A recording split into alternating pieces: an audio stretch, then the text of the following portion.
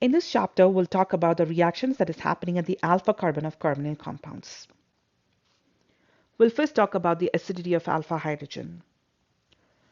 So far, in all the reactions of carbonyl compounds, we have been focusing on the functional group, carbonyl group, where the nucleophile goes and attacks this carbonyl carbon and thrusts these electrons onto oxygen to form a tetrahedral intermediate.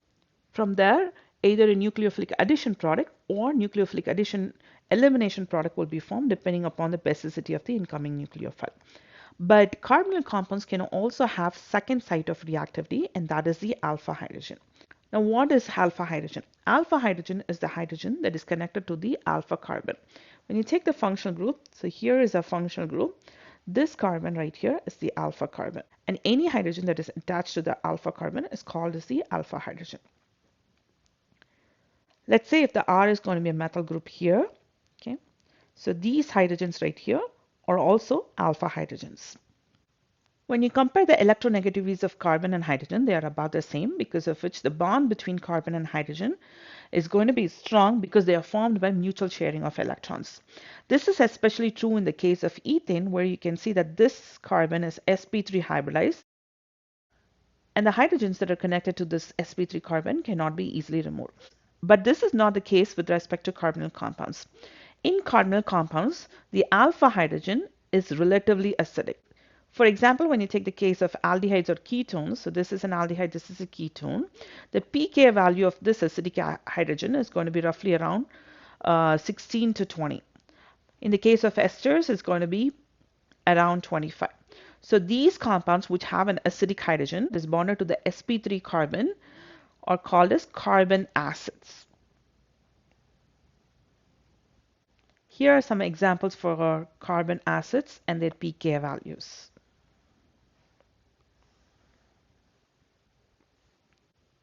It is now important to know why this alpha hydrogen is relatively acidic. Let's take the case of ethane. Let's say that we remove this hydrogen from ethane molecule. Then the electrons that is left behind is going to go onto this carbon. So the conjugate base is going to look something like this, where these electrons right here are localized. But in the case of carbonyl compounds, since you have an adjacent carbonyl group, the electrons that is left behind when this hydrogen is removed will be delocalized. Let's say that you have a base comes and abstracts this proton, because of which these electrons right here that is left behind is going to go and form a bond, form a double bond, and the carbon-oxygen double bond is going to break and it's going to move on to oxygen. Now here, because the electrons are delocalized, the conjugate base is stabilized.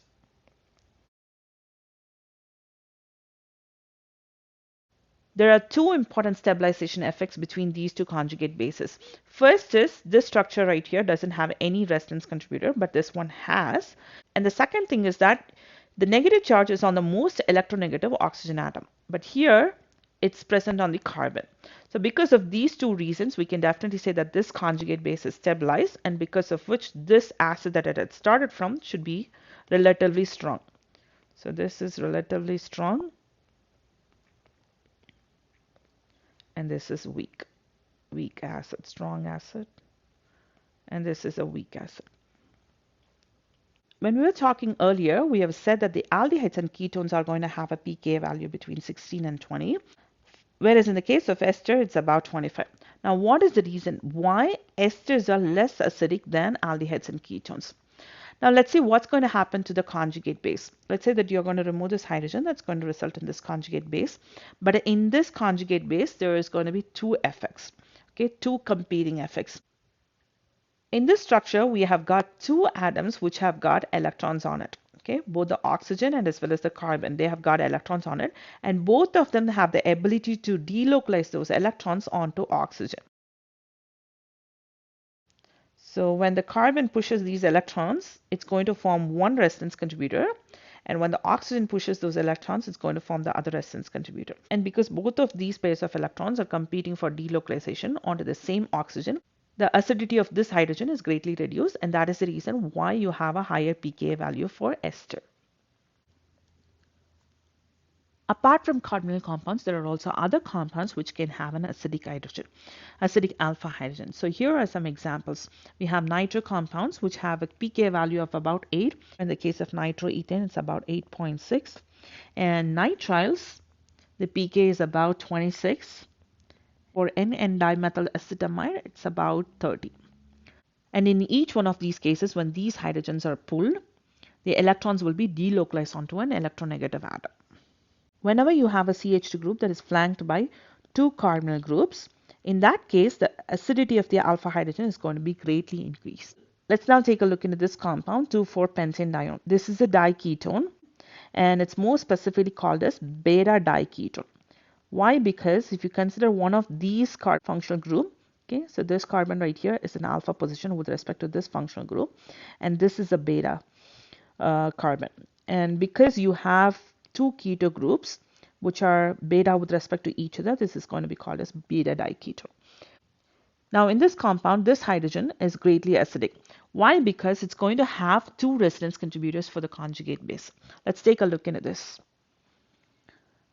So let's say you're going to pull the hydrogen from here. When you pull the hydrogen, it's going to form the conjugate base. And here is the conjugate base. Now these electrons right here can be delocalized onto this oxygen to give one resonance contributor. At the same time, they can also get delocalized onto this oxygen. So accordingly, we'll be having two resonance contributors. Let's say that it's going to get delocalized onto this oxygen. Then here is the resonance contributor for it.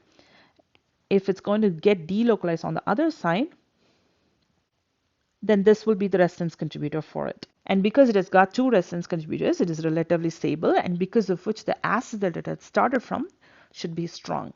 Here is one more example. This is an example for a beta keto ester. Here there are two functional groups. Here you have a keto functional group and also an ester functional group. This part right here is an ester. Now with respect to the ester functional group, the keto group is in the beta position. So this carbon right here is an alpha position, and this one is a beta position. Therefore, this is an example for beta keto ester. Here also this hydrogen right here is acidic because the electrons that will be left behind can be delocalized on to both of these oxygens, giving rise to two resonance contributors.